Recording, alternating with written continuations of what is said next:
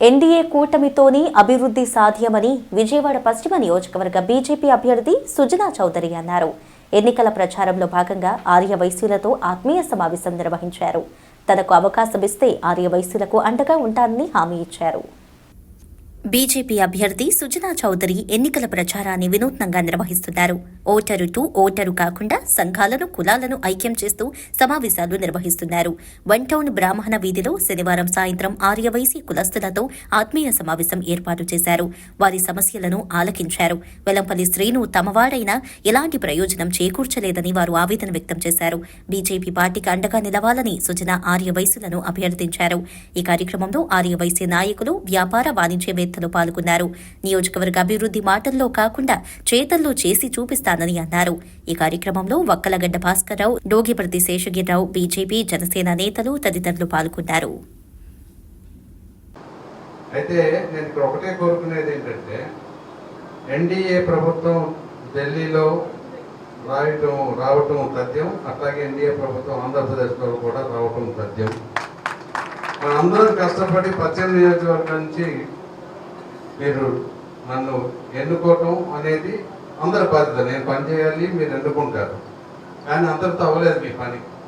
ఆ తర్వాత మీరు ప్రతి సమస్యని నా నోటీస్లో తీసుకొచ్చి, ఇందాక అమ్మగారు చెప్పారు, ఎవరు ఏ సమస్య తీసుకొచ్చినా మున్సిపల్ ఆఫీస్కి వెళ్ళి అన్నిటికీ మన కుల, మత, రాజకీయ పార్టీలకు అతీతంగా అన్నీ చేసేవాడిని అని ఇందాకే చెప్పారు.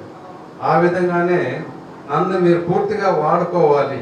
ఎమ్మెల్యేగా గెలిపించడం ఒక ఎత్తు అయితే, ఆ తర్వాత రాష్ట్ర కేంద్ర ప్రభుత్వాలతో అనుసంధానం చేపించి స్పెషల్ స్కీమ్స్ ఏమన్నా ఉంటే ఇక్కడ చాలా అవసరం ఉన్నాయి. ఇంద్రకీలాద్రి పెద్ద ఒక స్పిరిచువల్ సెంటర్గా మనం తయారు చేయొచ్చు దుర్గమ్మ తల్లి ఆశీస్సులతో. అట్లాగే పొన్నమి ఘాట్ కానీ,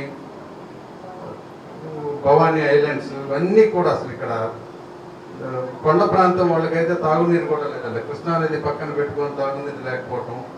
ఈ ఏరియాలో నేను ఎప్పుడు భాస్కర్ గారు చెప్తుంటా, ఒక 10,000 కోట్లు రేట్ చేయాలంటే కూడా ఇక్కడ 10 రోజుల్లో చేయగల స్తోమత ఉన్నది.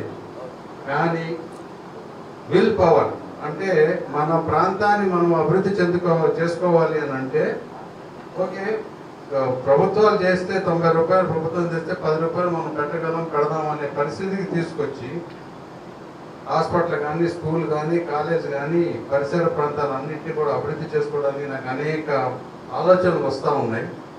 ఆలోచనలన్నింటినీ కూడా ఆచరణలో పెట్టడానికి మీరు డిమాండ్ చేయండి నాతో. ఎప్పుడైనా సరే ఇప్పుడు టెక్నాలజీతో 24/7 పనిచేసే సిస్టమ్ పెట్టవచ్చు. కాల్ సెంటర్ పెట్టినా అన్ని సమస్యలు తెలుసుకోవచ్చు.